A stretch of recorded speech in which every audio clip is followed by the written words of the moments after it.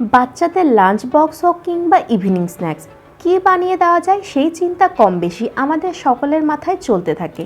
সেই সমস্যার সমাধানের জন্যই আজকে আমি তোমাদের একদম restaurant style perfect corn cheese ball করে দেখাবো। এটি খেতে এতটাই টেস্টি হয় যে বাচ্চাদের লাঞ্চ বক্সে দিলে ফিনিশ করতে বাধ্য হবেই, সেই গ্যারেন্টি আমি তোমাদের দিচ্ছি। চিজ বল বাড়িতে বানাতে গেলে অনেকেরই প্রবলেম হয়, ভেতরে চিজ মেল্ট হয় না, মনে হয় যেন গোটা চিজের স্লাইস খাচ্ছি। তো সেই সব প্রবলেমের সলিউশন তোমরা আমার এই ভিডিওতে পেয়ে যাবে, তাই পুরো ভিডিওটি স্কিপ না করে তোমরা দেখতে থাকো। হ্যালো এভরিওয়ান, আমি দীপ্তি। আমার আরও একটি নতুন ভিডিওতে তোমাদের সকলকে ওয়েলকাম। চিজ বল বানানোর জন্য প্রথমেই প্রয়োজনীয় সবজি যেমন ক্যাপসিকাম, পেঁয়াজ, কাঁচা লঙ্কা, ধনেপাতা একদম কুচি কুচি করে কেটে নেব। ঝালটা তোমরা তোমাদের স্বাদ অনুযায়ী বুঝে শুনে দেবে। এতক্ষণে আমার সব সবজিগুলি কেটে নেওয়া হয়ে গেছে, তাই একটি বোলে সবজিগুলিকে ট্রান্সফার করে আগে থেকে সেদ্ধ করে রাখা একটি বড় সাইজের আলু গ্রেটারের সাহায্যে গ্রেট করে দেব, যাতে কোনো রকমের দানা দানা না থাকে। তোমরা এখানে তোমাদের পছন্দের মতো যে কোনো সবজি নিতে পারো, যেগুলিকে বেশি সেদ্ধ করার প্রয়োজন পড়ে না, এমনি খাওয়া যায় সেরকম সবজি তোমরা ইউজ করতে পারো। ফ্লেভারটিকে আরও একটু স্ট্রং করার জন্য 3 কোয়ার মতো রসুন গ্রেট করে দিয়ে দেব স্বাদ মতো লবণ, ধনে জিরে গুঁড়ো, গরম মশলা, হাফ চামচের মতো চাট মশলা, গোলমরিচ গুঁড়ো, টেস্টটিকে আরও একটু বাড়ানোর জন্য অরিগানো আর চিলি ফ্লেক্স অ্যাড করে দেব। কিছুটা পরিমাণে সুইট কর্ন আগেই গরম জলে হালকা ব্লাঞ্চ করে তুলে রেখেছিলাম, সেটিও দিয়ে দিলাম। বাইন্ডিংয়ের জন্য 1 চামচ কর্নফ্লাওয়ার দিয়ে দিলাম। স্বাদটিকে বাড়ানোর জন্য অল্প পরিমাণে মোজারেলা চিজ গ্রেটারের সাহায্যে গ্রেট করে দিয়ে কিছুক্ষণ সুন্দরভাবে মেখে নেব। অল্প পরিমাণে কর্নফ্লেক্সের গুঁড়োও দিয়ে দিলাম। সব কিছুকে সুন্দরভাবে মেখে নিয়ে গোল গোল বলের মতো শেপ দিয়ে দেব।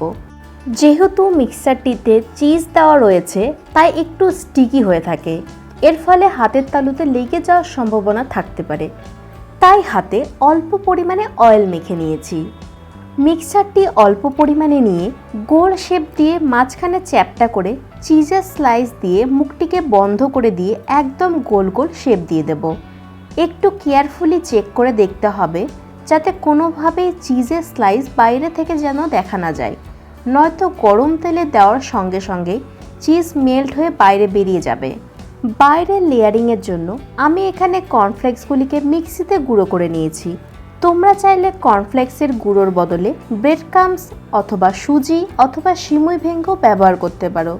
একটি বাটিতে 2 কাপ ময়দা, 2 কাপ কর্নফ্লাওয়ারে 1 চিমটি লবণ দিয়ে অল্প জল অ্যাড করে একটি মিডিয়াম থিকনেসের ব্যাটার তৈরি করে নেব।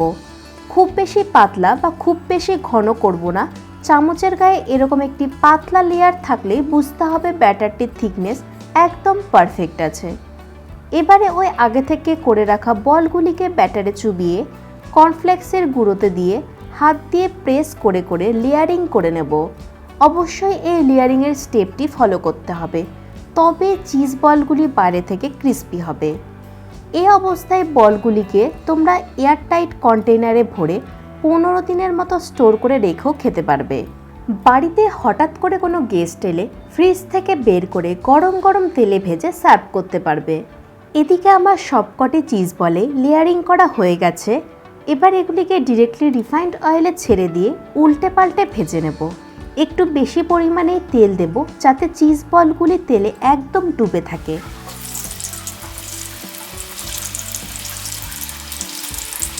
আমি আমার চ্যানেলে নিত্য নতুন প্রতিদিনই এরকম টেস্টি রেসিপি শেয়ার করে থাকি, তাই রেসিপিগুলি সবার আগে পাবার জন্য অবশ্যই চ্যানেলটিকে সাবস্ক্রাইব করে পাশে থাকার অনুরোধ রইল।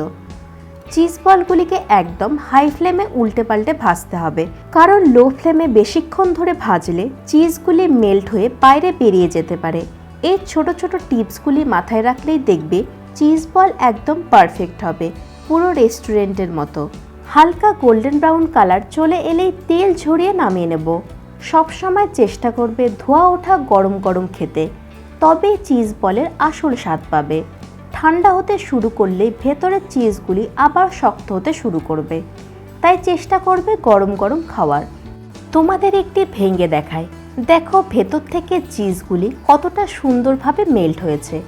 বাইরে থেকে যতটা ক্রিস্পি, ভেতর থেকে ঠিক ততটাই চিজি, একদম পারফেক্ট চিজ বল। তাই এখন রেস্টুরেন্টে না গিয়ে বাড়িতেই বানিয়ে ফেলো এই পারফেক্ট চিজ বল। তোমরা তো দেখলেই কতটা ইজি বানানো, খুব বেশি উপকরণেরও প্রয়োজন পড়ে না। বাচ্চাদের লাঞ্চ বক্স হোক কিংবা বাড়িতে গেস্ট, এই চিজ বলগুলি বাচ্চা থেকে বুড়ো সকলেরই পছন্দ হবে, এতটুকু বলতে পারি। তো আজকের রেসিপিটি তোমাদের কেমন লাগলো অবশ্যই কমেন্ট সেকশনে জানিও। ভালো থেকো, সুস্থ থেকো, আবারও আসবো নতুন একটি ভিডিও নিয়ে।